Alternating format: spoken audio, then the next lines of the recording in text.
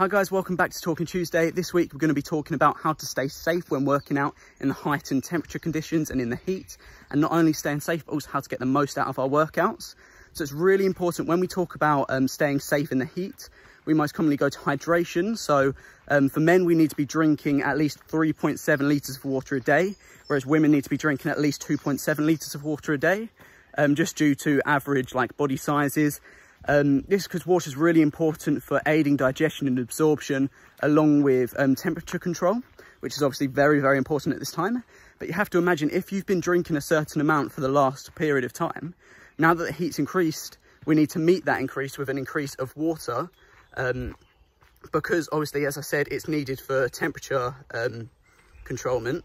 So if we're using more water to control our body temperature, to let all our body reactions take place at the temperature they need to, so it does this through sweating or vasodilation, then we're not going to have as much for the other purposes that water is needed for in our body. So we need to increase the amount we're drinking. But when we talk about hydration, we're not just talking about water and fluid intake. We're also talking about hydration through minerals and nutrients, as well as electrolytes. So electrolytes are chemicals that conduct electricity when diluted in water. So different electrolytes are like calcium in milk, or potassium through a banana. One way of getting it, you can get sodium through table salt. Obviously we don't want too much because salt can heighten our blood pressure.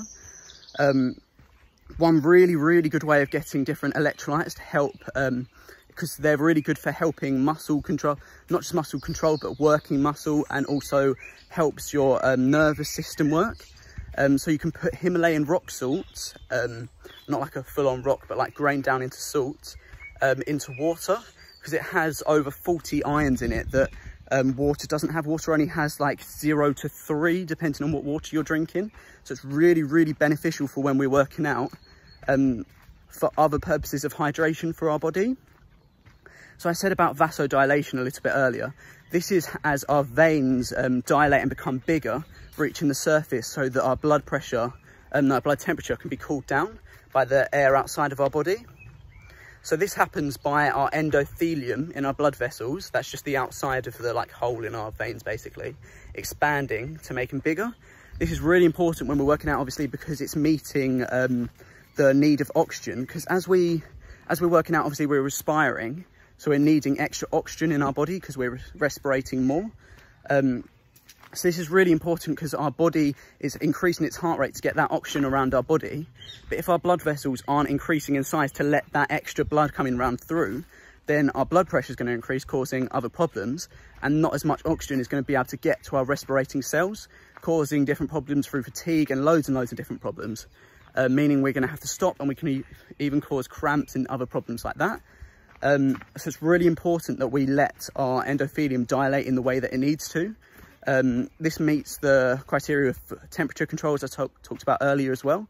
But one thing that can have a negative effect on our body's ability to let our endothelium dilate is eating too much animal-based proteins and meat sources, because they have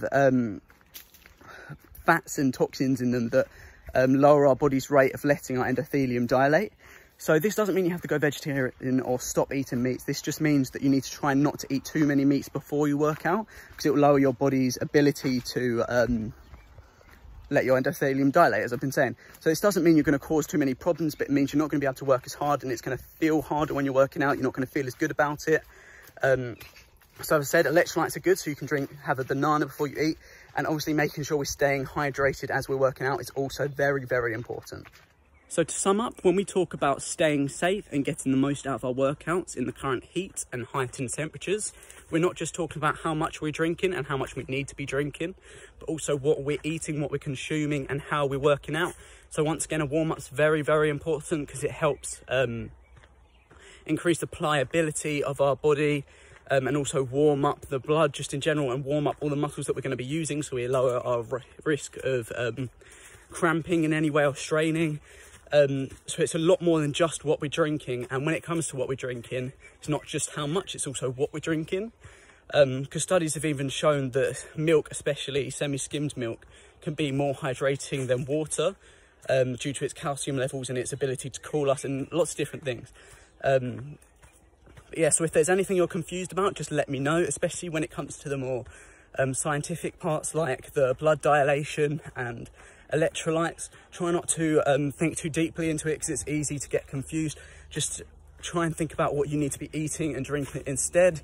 So as I said, try not to be eating too many animal-based meats products, so in and out of workouts, so prior and post-workout.